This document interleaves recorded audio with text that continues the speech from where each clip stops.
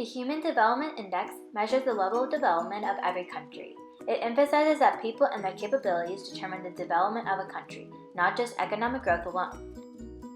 Let me put this in an easier way. Let's say Dory from Finding Nemo wanted to know how developed she was, so she went to the Fish Development Index. She discovered that along with money, being happy also determines her development.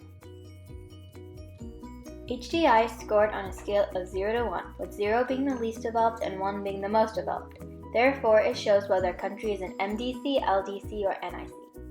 HDI is based on 3 aspects: a decent standard of living, a long, healthy life, and access to knowledge. Having enough wealth is the key for a decent standard of living. The standard of living is measured through the GNI per capita at PPP. The GNI is the value of the output of goods and services produced in a country in a year. The GNI per capita shows the average income of an individual in a country. The PPP is an adjustment made to the GNI to account for differences among countries in the cost of goods. For example, a resident in country A and a resident in country B have the same income, but the resident in country B must pay more for a product. As a result, the resident in country A has a larger income. MDCs have a higher PPP than LDCs. The types of jobs affects a country's living standards. MDCs have the fewest workers in the primary sector and the most in tertiary, while LDCs are increasing in secondary jobs. Furthermore, productivity also affects living standards. Productivity is the value of a product compared to the amount of labor. Developed countries have a high productivity because many use machinery. However, developing countries have a low productivity because they use human tools and animal power. Finally, consumer goods impacts the standard of living in a country. Developed countries are more wealthier than developing countries and therefore can afford to buy consumer goods. For this reason, in developing countries, consumer goods do not play a central role in one's life compared to developed countries. A country must be able to provide the nutrition and medical services needed for the people to lead long and healthy lives. The health dimension is measured by the life expectancy at birth.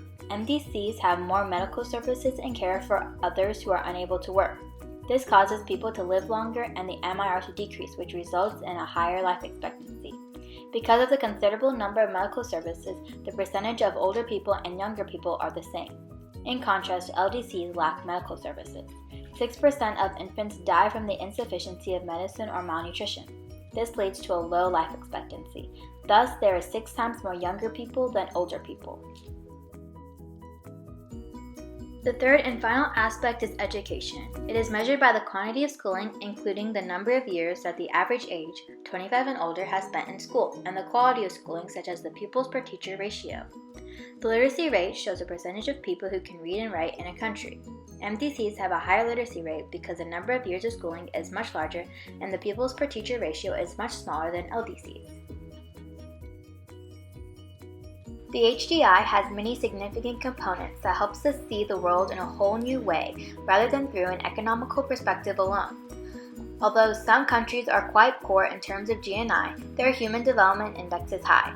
This may be because the population has access to education and healthcare systems, resulting in an increase in literacy rate and life expectancy. The HDI cannot measure a country's development alone. Human development is a broad subject and HDI does not cover it all. A fuller picture of a country's level of development involves analysis of other indicators, such as inequality.